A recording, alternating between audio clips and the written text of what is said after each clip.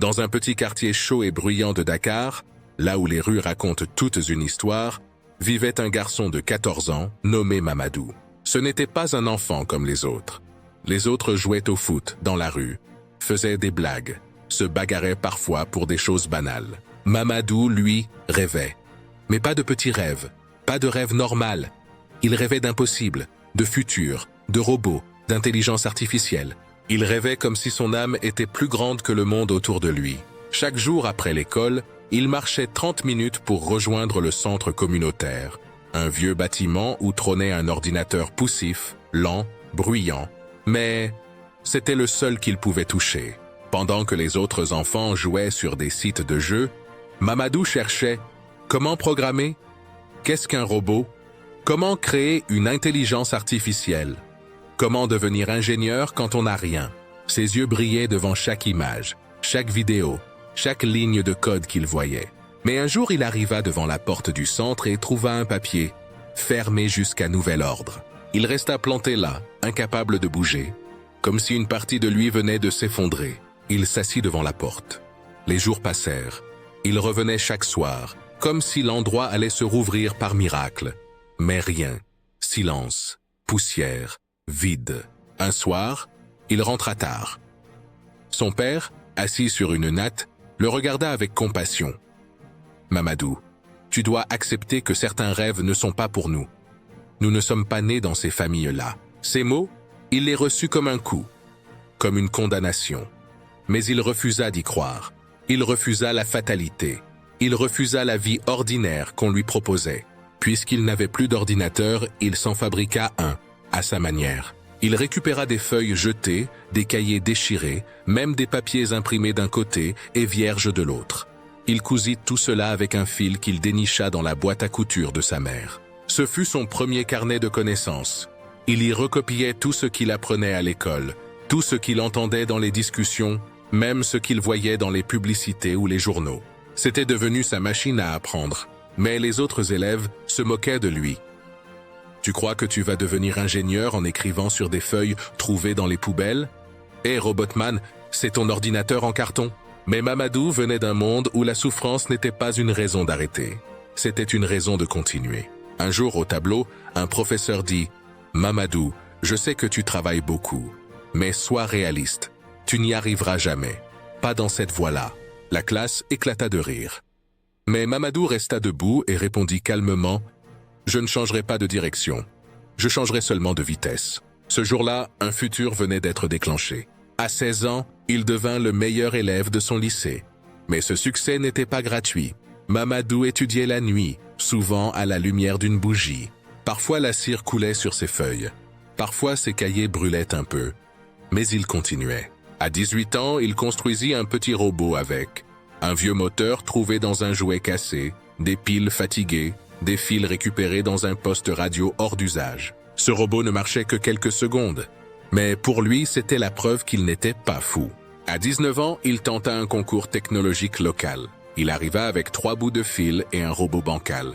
Les autres participants avaient du matériel moderne, des imprimantes 3D, des cartes électroniques neuves, des batteries puissantes. Lui avait seulement son intelligence et un rêve qui refusait de mourir. Quand son robot se mit à bouger, même maladroitement, la salle devint silencieuse.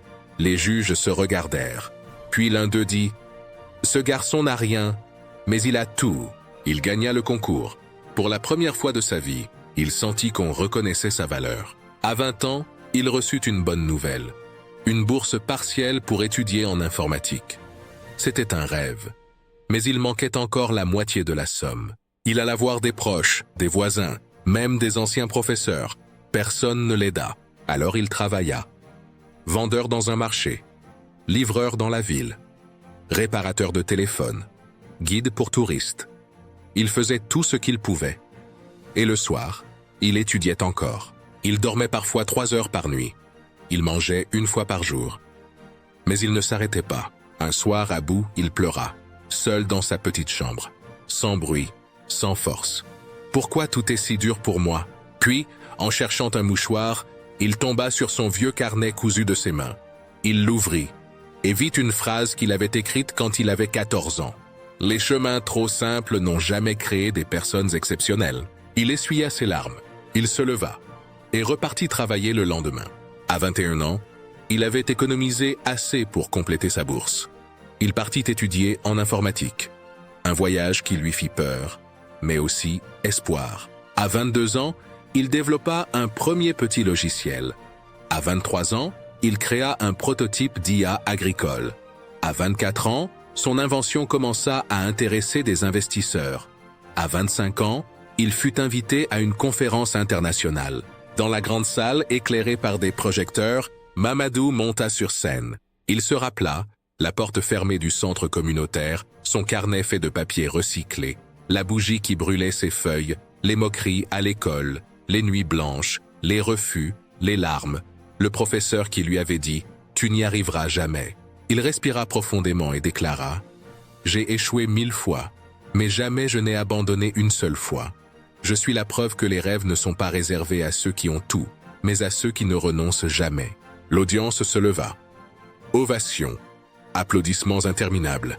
Et dans un coin de la salle, son ancien professeur pleurait. Ce n'est pas le monde qui décide qui tu deviens. C'est la violence avec laquelle tu refuses d'abandonner. La morale de cette histoire motivante est la suivante. La vie ne donne jamais sa couronne à la première tentative. Elle teste, elle presse, elle pousse, elle brise parfois, non pas pour te détruire, mais pour vérifier si ton rêve mérite réellement d'exister. La vérité, c'est que ce n'est jamais le plus intelligent, ni le plus riche, ni le plus chanceux qui réussit.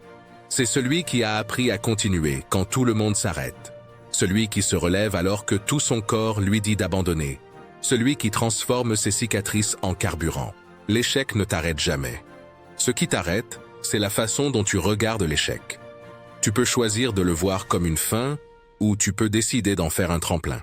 Le monde respecte la persévérance. La vie respecte l'effort. Le destin respecte ceux qui refusent de plier. Si tu ne lâches pas, rien ne peut t'empêcher. Si tu continues d'avancer, même d'un pas, tu finiras par franchir la montagne. Les autres peuvent douter de toi, rire de toi, te dire que ce n'est pas pour toi. Mais tant que toi, tu continues de croire, ils ne pourront jamais te stopper. Un rêve peut être lent, mais il n'est jamais mort tant que tu avances. Chaque nuit blanche, chaque larme cachée, chaque défaite silencieuse. Un jour, tout cela prendra sens. Et ce jour-là, tu comprendras une seule chose. Les gens ordinaires abandonnent, les gens extraordinaires continuent. Et toi, tu n'es pas né pour être ordinaire.